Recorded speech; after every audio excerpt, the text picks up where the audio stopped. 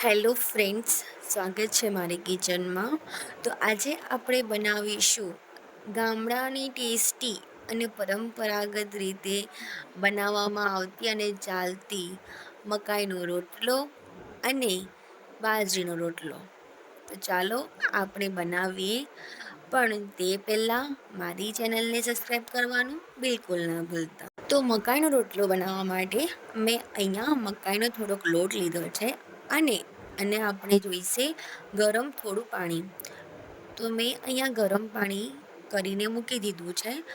તો હવે આપણે રોટલામાં પાણી એડ કર્યું છે, તો એ પાણી આપણે સાઈડ પર જ રાખ્યું છે.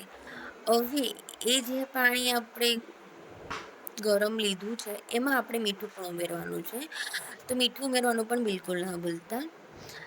તો આપણે બધો લોટ મિક્સ કરી દેવાનો છે અને પછી આપણે રોટલો બનાવવાનો છે. જો તમે આવી રીતે મકાઈનો રોટલો ગૂંથશો ને તો એટલો સરસ રોટલો બનશે કે તમે મોંમાં મૂકશો ને તરત જ ઓગળી જશે, એટલો સરસ બનશે.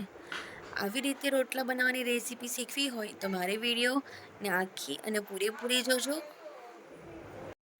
અને આપણે લોટને થોડીક વાર સુધી ગૂંથતા રહેવાનું છે અને રોટલાને આપણે નરમ બનાવવાનું છે, જેટલી આપણે થાપવામાં કે વણવામાં એકદમ ઇઝીલી થઈ જાય. આપણો અહીંયા નરમ લોટ થઈ ગયો છે, તો આપણે હવે હાથથી થાપીસવાનો છે. તમે હાથથી પણ થાપી શકો છો. તમે રોટલાને આટલી વેલણ પર વણી બી શકો છો અને તમે પ્લાસ્ટિક મૂકીને પણ તેને વણી શકો છો. બધાને અલગ અલગ રીતે ફાવતું હોય છે. તો તમે આવી રીતે પણ બનાવશો, આવી રીતે બનાવવાનો ટ્રાય કરજો. બહુ સરસ બને છે આવી રીતે. તમે વણીને બનાવો એના કરતાં તમે આવી રીતે હાથથી બનાવો છો તો બહુ સરસ બને છે. ગામડાના લોકો તો આવી રીતે રોટલો ખાતા હોય છે. તો ચલો ને આપણે પણ ટ્રાય કરીએ. તો તમે પણ ટ્રાય કરો અને આવી રીતે બનાવવાનો ટ્રાય કરો. અને બીજું કે અહીંયા માટીનું કલેડુંનો ઉપયોગ કર્યો છે, એટલે મેં પૂરી રીતે દેશી રીતે મકાઈનો રોટલો બનાવવાની કોશિશ કરી છે. તમે તવો પણ લઈ શકો છો, નોનસ્ટિકનો તવો બી લઈ શકો છો તમારા ઘરમાં ના હોય તો. મારી પાસે અહીંયા માટીનું કલેડું હતું, પૂરેપૂરું દેશી રીતે, તો મેં એવી રીતના બનાવ્યું છે. તો તમે પણ બનાવજો. દેખો આપણો રોટલો બહુ સરસ ગોળ ગોળ તૈયાર થઈ ગયો છે અને એકદમ પાતળો તૈયાર થઈ ગયો છે ને એકદમ નરમ તૈયાર થયો છે. હવે આપણે જે કલેડા પર બનાવશું તો કલેડા પર રોટલો એટલો સરસ બનશે ને કે તમે એને ભાજી જોડે કે ચટણી જોડે, લસણની ચટણી જોડે ખાઓ તો કંઈક મજા જ આવી જાય.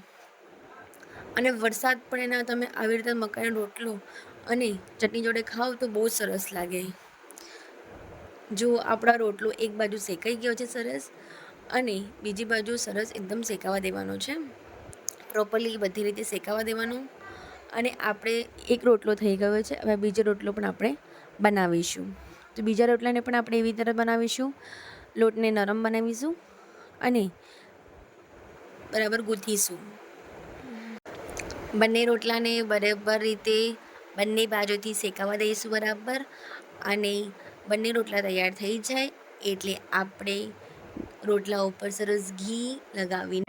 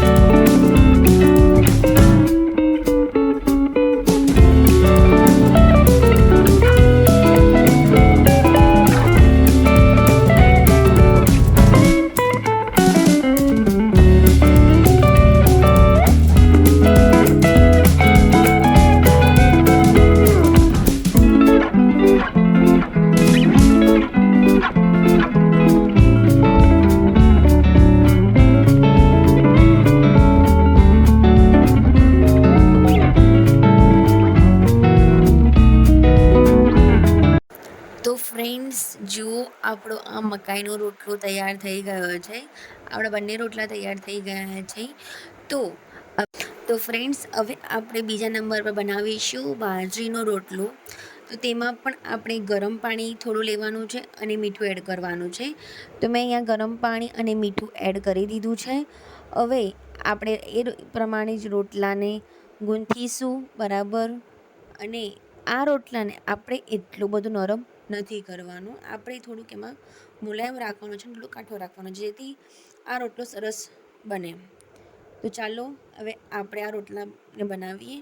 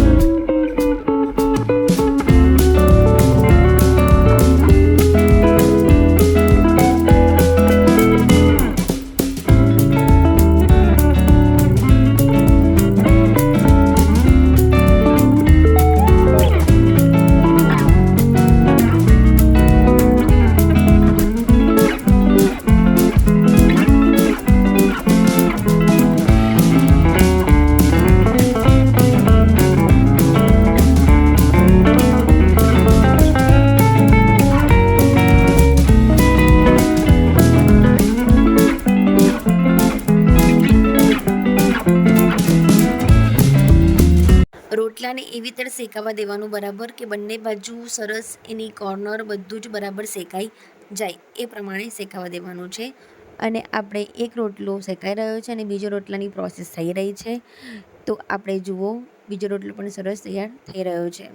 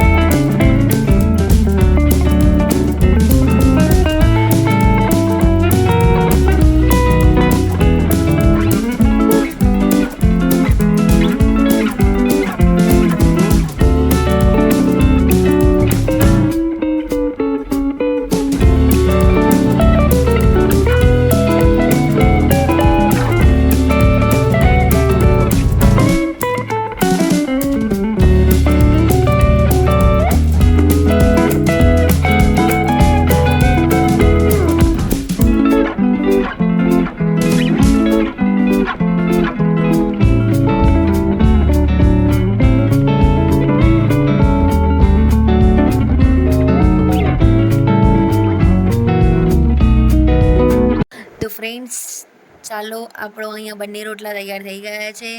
તો હવે આપણે તેના ઉપર ઘી ચોપડીશું. અને ફ્રેન્ડ્સ, તમે ગરમીમાં કે ઠંડીમાં માખણ, ગોળ અને છાશ સાથે રોટલાનો મજા લો.